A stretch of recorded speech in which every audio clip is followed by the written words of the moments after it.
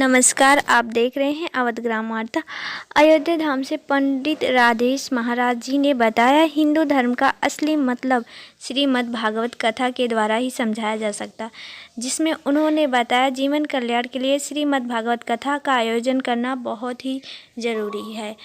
आइए जानते हैं राधेश महाराज जी से श्रीमद् भागवत कथा की। महाराज, आपका नाम? पंडित राधेश जी। कहाँ से हैं? अयोध्या से। और ये आप किस श्रीमद् भागवत की कथा संगीतमयी करता हूँ। किस टाइप की करते हैं? राधा कृष्ण की करता हूँ। कहाँ से सीखा आपने? श्रीधाम वृंदावन से हमने सीखा है, पंचवटी आश्रम हमने सीखा है। हमारे गुरुदेव भगवान जिन्होंने हमें पढ़ाई की शिक्षा दी है, श्री शिवकरण पांडे जी हैं, जो कि ब्रज के माने जाने विद्वान व्याकरणाचार्य माने जाते हैं। आप एक बढ़िया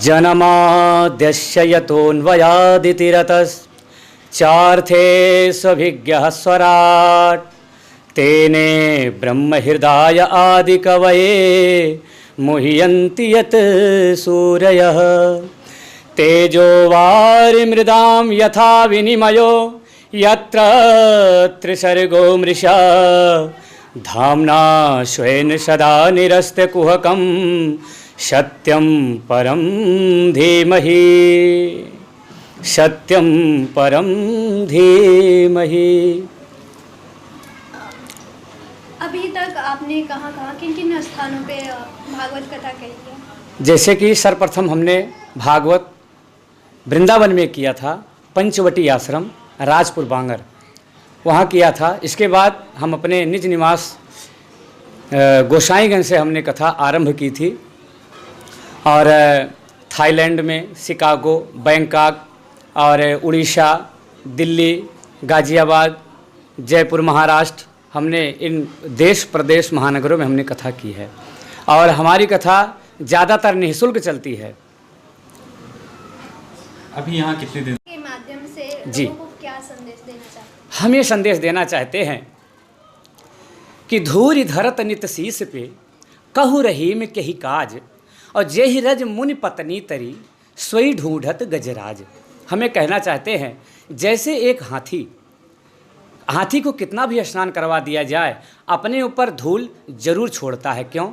उससे हमें यह संदेश मिलता है कि हमें ये मनुष्य शरीर मिला है 84 लाख योनि भटकने के बाद। ये 84 लाख योनि जो मनुष्य शरीर हमें मिला है, ये अंतिम शरीर है। इससे कि मनुष्य शरीर का लाभ उठाया जाए, हमें इस शरीर से ही कथा सुन सकते हैं, अपने हाथों से दान कर सकते हैं, गरीबों का सहयोग कर सकते हैं, दान कर सकते हैं। तो भागवत ये सिखाता है कि आप छोटे बड़ों का सेवा करो, सहयोग करो, सम्मान करो, और ख़ास करके माता पिता का सम्मान होना अति आवश्यक है। और घर में जितना ज़्यादा पुत्र का सम्मान हो, उससे कहीं ज़्यादा पुत्रियों का भी सम्मान जरूरी है। ये भागवत हमें सिखाता है। अयोध्या मंडल की खबरों से अपडेट रहने के लिए हमारे चैनल अवध ग्राम्य वार्ता को सब्सक्राइब करें। साथ ही अगर आप भी अपनी खबरें हमारे चैनल पर चलवाना चाहते हैं तो 9454834895 पर व्हाट्सएप करें और साथ ही हमारे इस चैनल को सब्सक्राइब कर घंटे वाली बटन ज़रूर दबाएं।